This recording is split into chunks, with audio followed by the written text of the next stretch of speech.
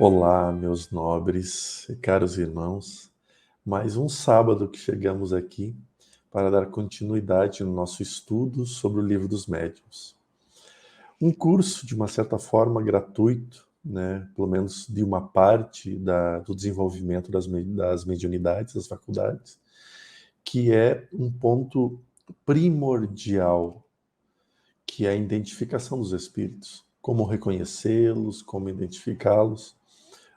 É um complemento, sim, ao curso de médiuns, de mediunidade que fiz com o Pavo, mas agora de uma forma muito mais aprofundada em cima da base, daquilo que eu chamo dorso, o esqueleto de tudo, né? Que é a base sólida, que é o Livro dos Médiuns, de Kardec, segunda obra da codificação espírita.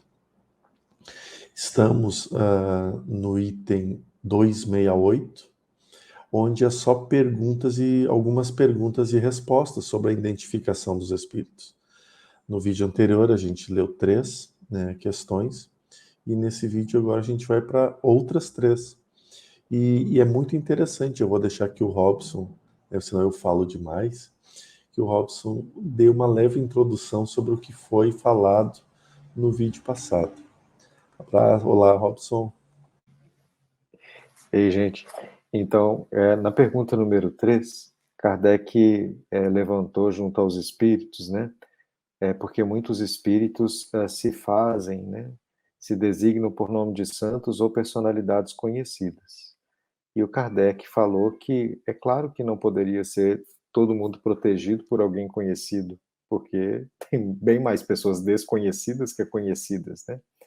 E aí, nas questões seguintes, ele vai continuar falando sobre essa questão de um espírito se declarar um santo, né? Se declarar Vicente de Paulo, se declarar Santo Agostinho.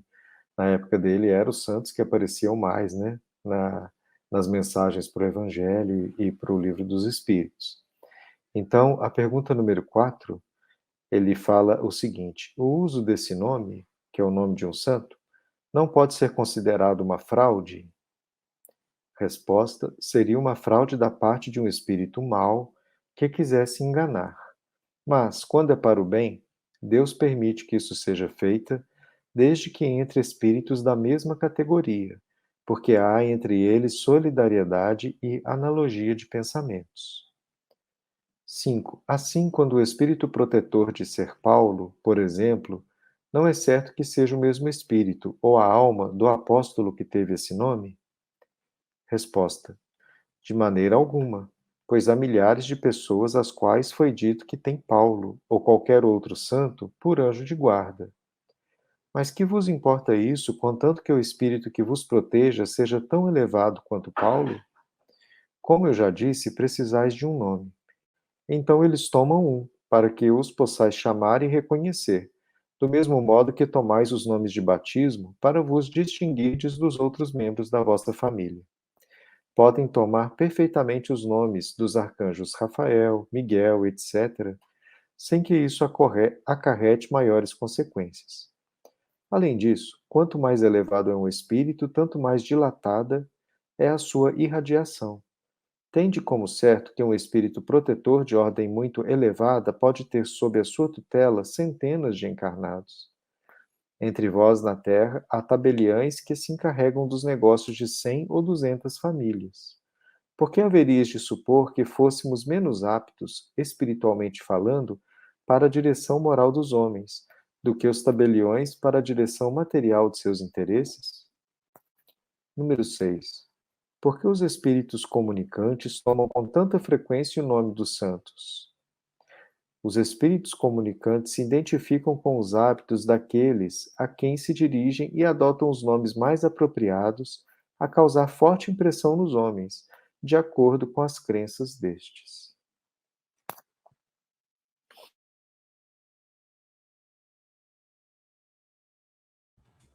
Ele aprofunda muito essa questão de fortalecer essa ideia de nomes importantes. Veja que interessante nesse momento que Kardec diz que que pode ser um espírito ligado à mesma comunidade, à mesma falange, né? Por exemplo, no caso ali, Paulo, que foi citado, né, o apóstolo Paulo. Todos os espíritos ligados a essa vertente de informação, de energia de comunicação, pode sim adotar o nome de Paulo, que é o que eu acredito ocorrer hoje com algumas das canalizações de nomes ainda maiores, como Jesus, como Sananda, como Maria, né? Jesus e Sananda é o mesmo, claro. E eu não consigo crer, né? A minha capacidade intelectual não consegue chegar a tanto para entender esse processo. Até porque foram milhares de anos para Jesus centrar a energia em um corpo que foi preparado para a energia dele. Então, a aproximação da energia dele a nós não teria esse preparo que teve, né? Então, seria muito difícil a comunicação, né, para não dizer impossível. E então eu acredito muito nessa coligação de falange até chegar ao médium. Um outro exemplo disso que a gente vê de comunicações dessa forma é Ramatiz. Enquanto Hercílio estava vivo, ali em Curitiba, ele psicografava diretamente Ramatiz pela ligação que se havia e toda a forma que Hercílio adotou de vida para poder fazer o trabalho com Ramatiz. Mas após o desencarne, passou um bom tempo sem comunicações psicográficas de Ramatiz, até que Hercílio estava apto a intermediar, né? Então, eu não sei como que está agora, mas por um longo período era Ramatiz, Hercílio e médium, né? Essa ligação. E agora, de quem é a energia que Ramatiz traz também? Ou seja, esse funil espiritual é algo que a gente precisa entender nessa questão dos nomes. Tem as falanges, como a gente falou anteriormente, todos os espíritos de luz que estão aqui ao nosso redor, eles seguem a falange de Jesus, de Maria, através de Ismael. E então começa essa direção para todas as casas. Nós ainda temos as barreiras geográficas e eles não têm isso. Mas como para nós, para mim principalmente, é difícil entender essa questão. E aí Kardec, até os espíritos colocam a Kardec, se num tabelionato é possível uma pessoa cuidar de 100 a 200 famílias, por que nós não poderíamos? Né? Veja, nessa época, ainda se tinha uma visão muito limitada do que era o mundo espiritual. E os espíritos precisavam dar ainda exemplos muito claros e materiais daquele processo ali. Olha, 100, 200. Eles conseguem abraçar muito mais do que isso. E a gente vê isso durante um trabalho mediúnico, durante um trabalho que ocorre, que são centenas de espíritos acolhidos e resgatados, né? Tudo orientado por um único dirigente daquele trabalho. Mas esse é o ponto primordial. Nós não nos ligarmos aos nomes. E eu ressalto uma vez mais, o mais importante é a mensagem. A mensagem é que vai determinar muito se o espírito é esclarecido ou não. Se ele possui uma elevação moral ou não. E não o seu nome. Nós aqui, quando a gente chega no lugar, a gente precisa dizer, sou fulano de tal. Aí olha lá na lista, tá, seu nome está aqui, o senhor pode entrar. Agora, espiritualmente, não. Espiritualmente é a mensagem, é a comunicação. Então, essa comunicação é condizente com o amor? É condizente com o esclarecimento? Se não, bem, Não se trata de um espírito tão elevado quanto de ser. E isso não é algo ruim, mas é apenas algo para que nós possamos pautar como traços seguros de uma caminhada produtiva. Porque senão ocorre o que vem ocorrendo hoje. Qualquer mensagem que chega é tida como verdade. Uhum. Aí você vê como isso tira até o raciocínio das pessoas ao analisar as mensagens, né? Então, na época do Kardec mesmo, quantos espíritos que hoje a gente sabe que eram espíritos muito elevados, né? Mas que assinaram um espírito protetor, assinaram um espírito amigo, né? Um guia espiritual, e o próprio espírito de verdade assinou o espírito de verdade, né? Não assinou um nome, ele não identificou uma personalidade, né, terrestre para ser o espírito da verdade. E várias outras obras que a gente sabe que tem um caráter mediúnico, né? Uma que eu estou relendo agora, relendo no sentido de que eu tenho que ir e voltar, porque cada pedaço é bastante profundo, assim. Tem uma linha de psicologia psicanalítica que chama Pathwork. É em inglês porque foi escrita em inglês primeiro, né? E a médium, que chamava Eva Pierracos, ela psicofonava, ela dava uma conferência que era tipo um seminário. Depois esses seminários foram transcritos e foram transformando-se em livros, né? E o espírito que se manifestava se identificava só como o guia, né? O guia. E ele apresenta conceitos de psicologia profunda, assim, muito complexos, né? Então, a gente vê que os próprios espíritos elevados, muitas vezes, eles tentam dar esse recado, né? Olha, não, escuta o que eu estou falando, né? Para de ficar tentando descobrir o meu nome, escuta o que eu estou te falando. Para de ficar fazendo o trabalho de detetive e passa a fazer o trabalho de transformação que você tem que fazer, né? É que uma coisa é eu acreditar porque foi Jung que falou. É só um exemplo, tá? Foi o primeiro nome que veio na cabeça agora. Outra coisa é eu acreditar porque aquele conteúdo realmente é relevante. Ah, não, eu acredito porque ele disse que é Jung. Tá, mas o que ele falou? Ah, não sei, só sei que era bom. A grande maioria ainda ocorre dessa forma. E porque veja, ainda a gente vê nas doutrinárias as pessoas ainda dizer que pena que o fulano não está aqui hoje. Isso aqui era tudo para ele, né? Ou seja, a gente vai e não escuta para nós, a gente escuta pensando em quem precisava estar ouvindo aquilo, sendo que para nós os mais beneficiados somos nós. E isso ocorre nas mensagens. Durante os trabalhos de psicofonia, aqui no Portal Paz, às vezes o Ikenas passa algumas coisas do chat para mim, principalmente quando ele vem falar em português, que fica muita gente tentando saber quem será que é esse? Quem é esse? Que mentor será que é esse? As pessoas não estão perdendo muito tempo tentando decifrar quem está falando e não escutando o que ele está falando.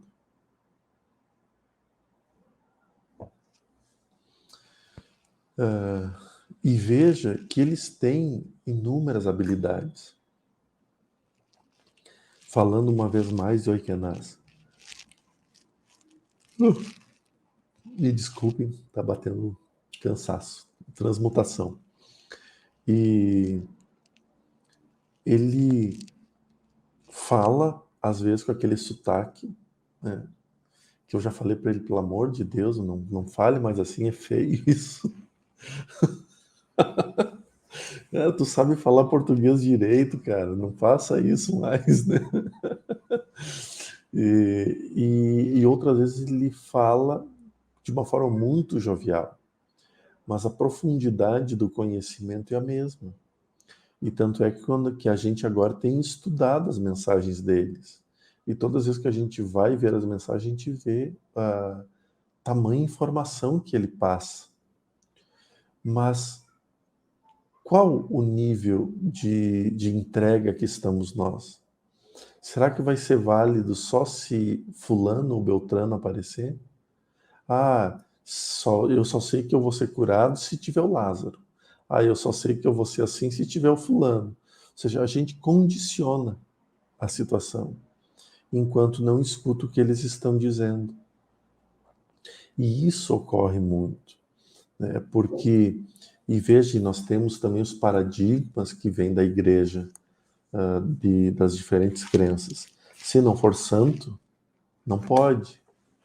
Os nossos irmãos evangélicos, eles não acreditam na comunicação dos mortos com os vivos, né? Os desencarnados, dos vivos no mundo espiritual com os vivos no mundo terreno. Acho que é a melhor forma de dizer.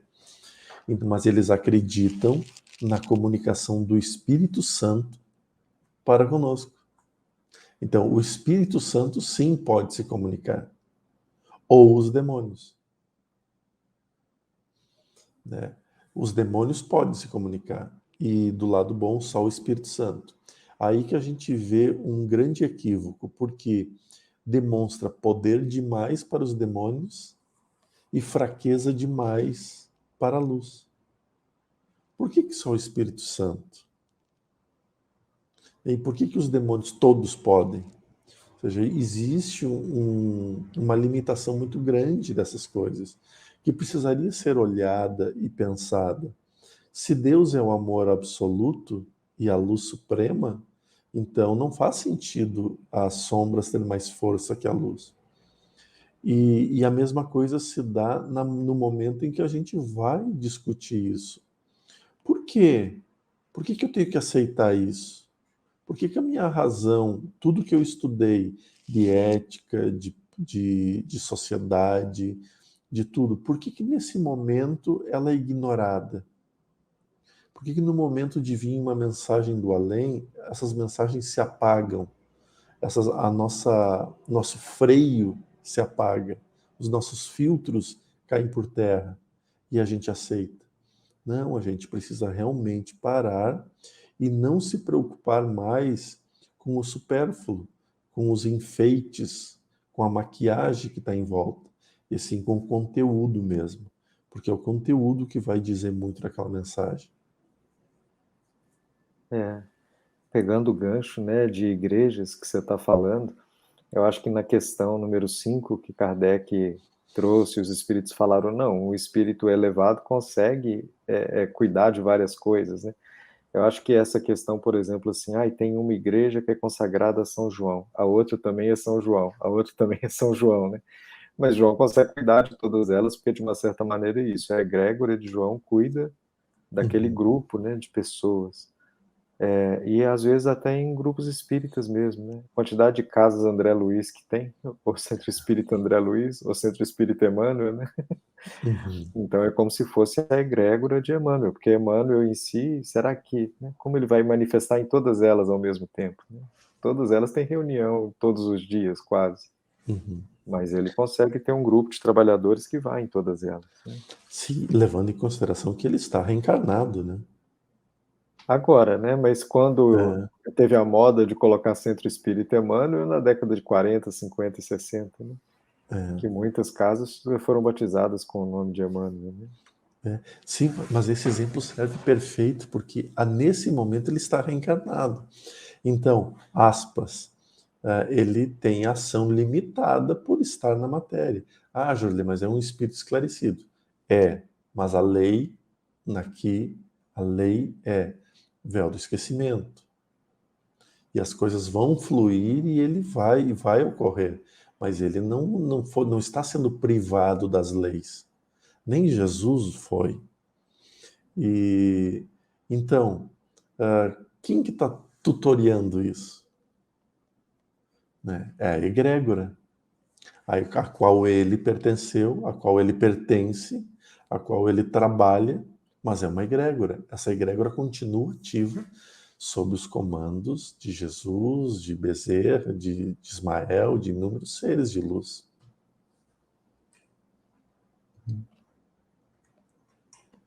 Vamos encerrar então? Vamos.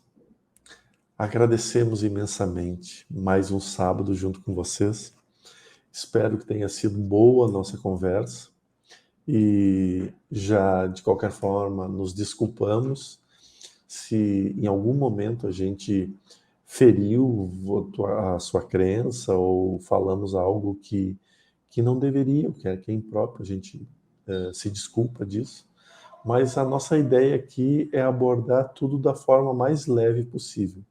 Até porque todos nós temos, acima de tudo, o conceito e a certeza de que não importa a religião, que não importa a fé que a gente professe, desde que ela seja o veículo para nos tornar seres melhores. Então, desejamos um fim de semana lindo, maravilhoso e especial. Esperamos vocês na próxima semana, próximo sábado, para a continuação desse estudo sobre a identificação dos espíritos, que é a segunda parte do Livro dos Médiuns, capítulo 24, item 268. Um abraço, fiquem com Deus.